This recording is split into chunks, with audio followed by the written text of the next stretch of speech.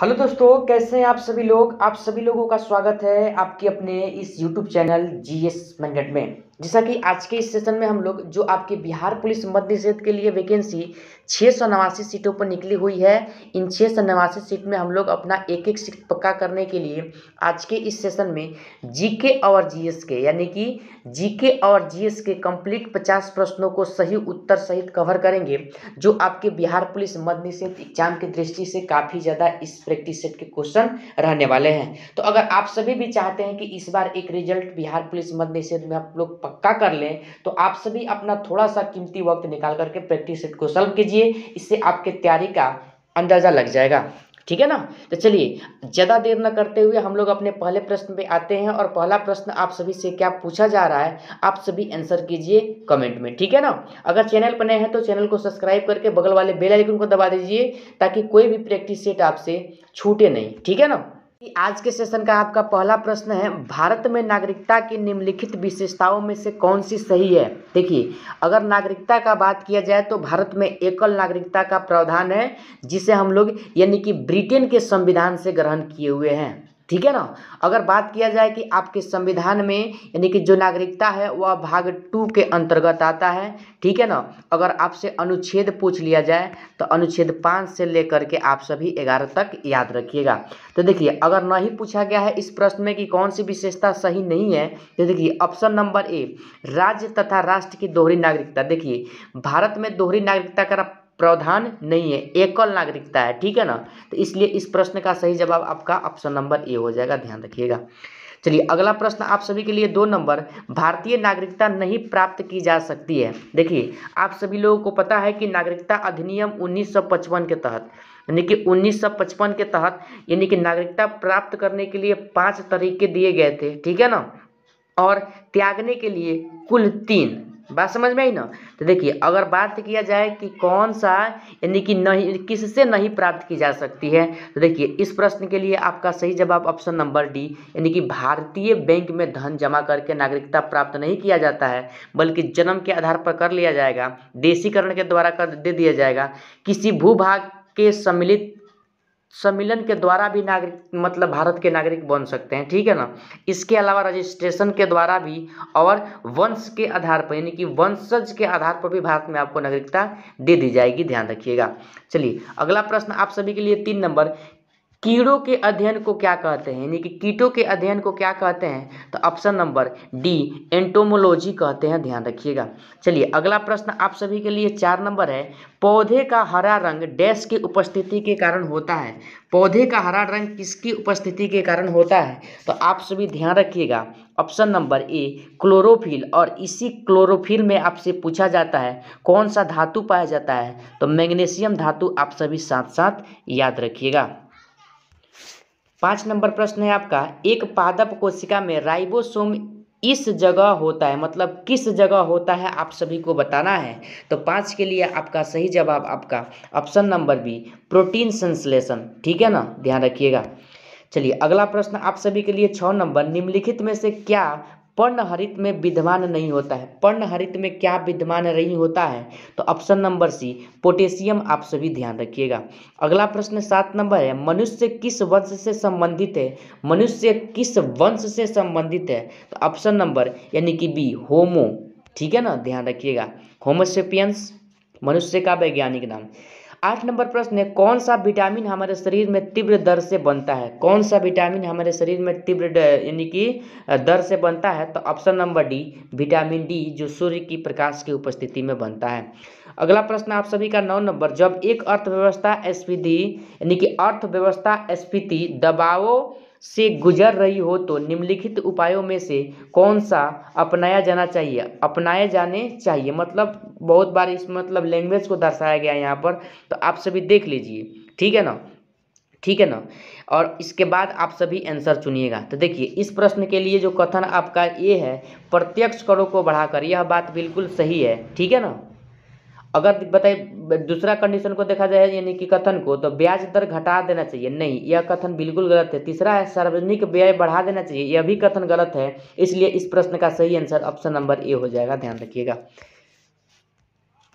अगला प्रश्न है 10 नंबर, भारत में मुद्रास्फीति मापी जाती है, किससे मापी जाती है?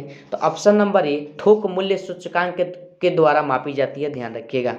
अगला प्रश्न आप सभी के लिए 11 नंबर, राष्ट्रीय आय क्या होता है आप सभी लोगों को बताना है।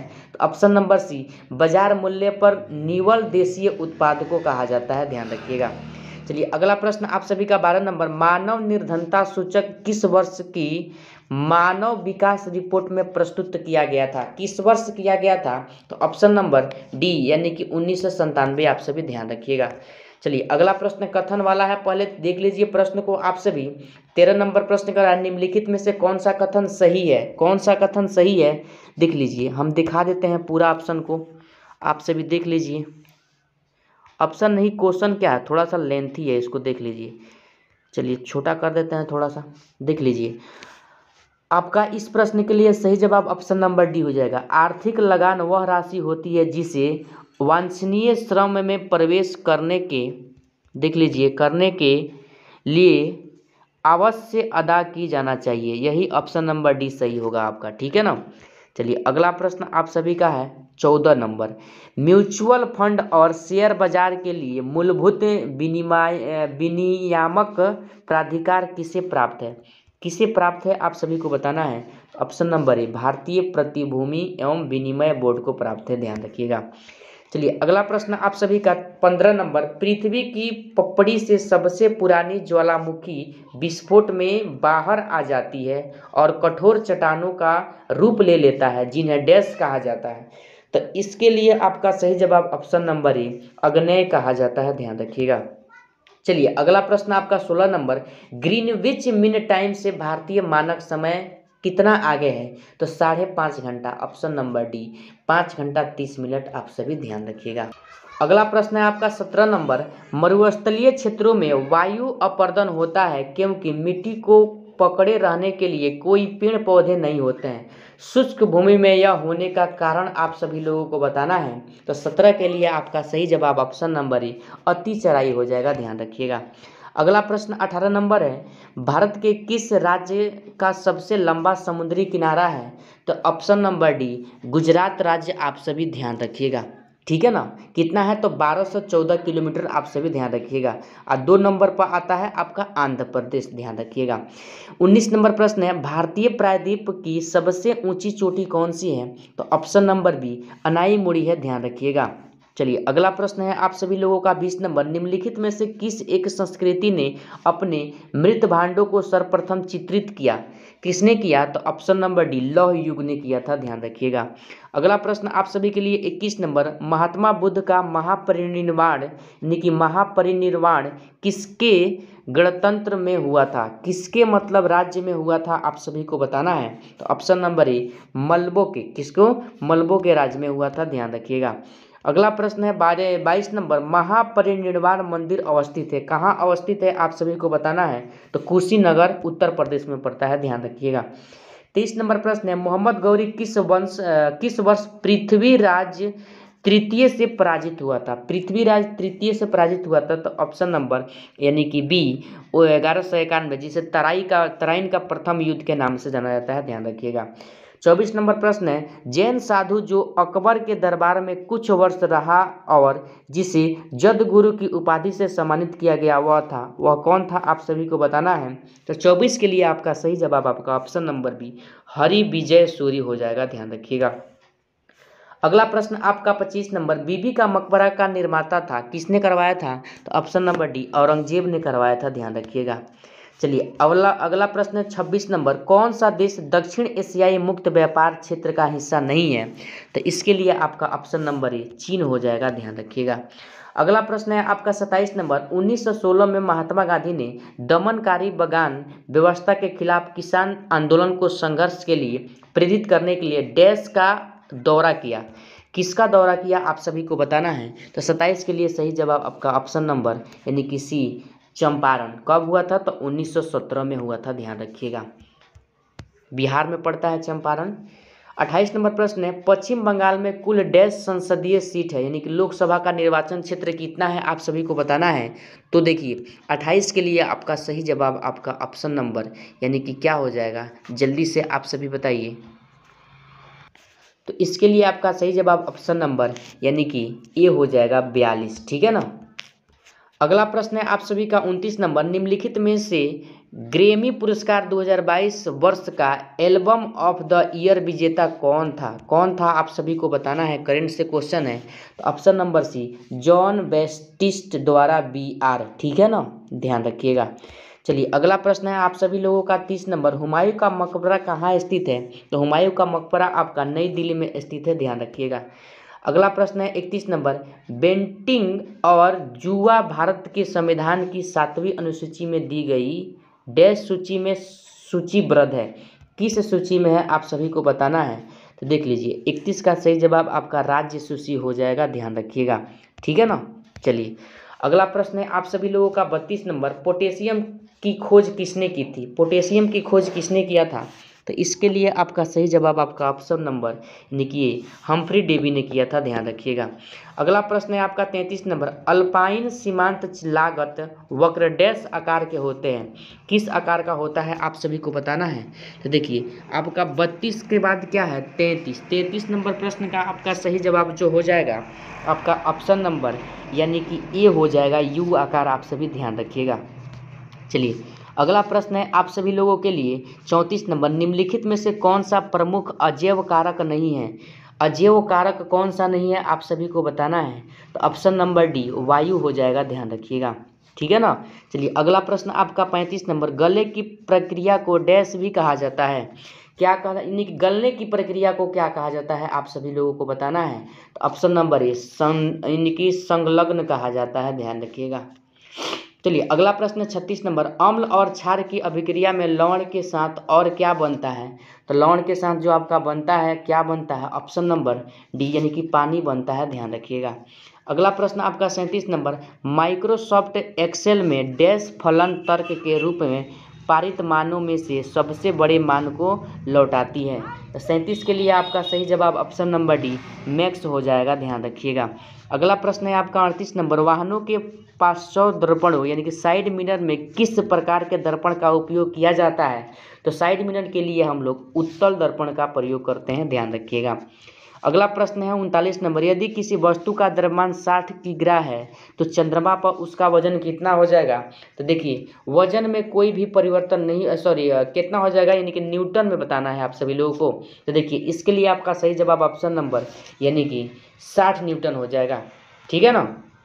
चलिए अगला प्रश्न आप सभी का 40 नंबर, टीनिया यानी कि फिलीक्रीमी यानी कि फीता कृमि, फेसियोला यानी कि पर्णकृमि किस संघ के उदाहरण हैं? तो 40 का जो आपका ऑप्शन नंबर क्या हो जाएगा यानी कि बी यानी कि प्लेटीहेल्मिंथीज का उदाहरण है। प्लेटीहेल्मिंथीज का उदाहरण है, आप सभी ध्यान रखिएगा। 41 नंबर प्रश्न है आपका, निम्नलिखित में से कौन सा व्यापारिक उत्पाद यानी कि जिलेडियम और ग्रेसिलेरिया से मिलता है जिसका उपयोग सूक्ष्म जीवियों के संदर्भ में तथा आइसक्रीम और जेली बनाने में किया जाता है? तो 41 का आपका सही जवाब क्या हो जाएगा, जल्दी से आप सभी बताइए। तो 41 के लिए आपका सही जवाब आपका ऑप्शन नंबर ए 11 हो जाएगा, ध्यान रखिएगा। अगला प्रश्न आपका 42 नंबर है, यानी कि मेंजीफेरा इंडिका यानी कि आम, सोलेनम ट्यूबिरोसम यानी कि आलू और पैंथेरा लियो शेर नामों में शब्द इंडिका, ट्यूबिरोसम और लियो किस श्रेष्ठ स्तर में प्रतिनिधित्व करते हैं? किस में करते हैं आप सभी लोगों को बताना है। जीवों का वैज्ञानिक नाम दिया गया है, तो इसके लिए आपका सही जवाब आपका क्या हो जाएगा जल्दी से बताइए। तो ऑप्शन नंबर ए वर्कक के रूप में करते हैं, ध्यान रखिएगा। अगला प्रश्न 43 नंबर, राष्ट्रीय राजमार्ग ए लेह को डैश दर्रा होते हुए कश्मीर की घाटी से जोड़ता है? तो यह देखिए आपका ऑप्शन नंबर यानी कि बी जो जिला हो जाएगा, ध्यान रखिएगा। अगला प्रश्न है आपका 44 नंबर, डैश के बाद हिमालय दक्षिण की ओर एक तीखा मोड़ बनाते हुए भारत की पूर्वी सीमा के साथ फैल जाता है?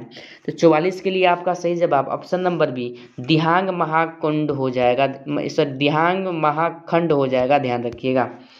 45 नंबर प्रश्न है, डैश ईरान, इराक और वर्तमान तुर्की के शासक तैमूर के परवर्ती थे? कौन थे आप सभी लोगों को बताना है।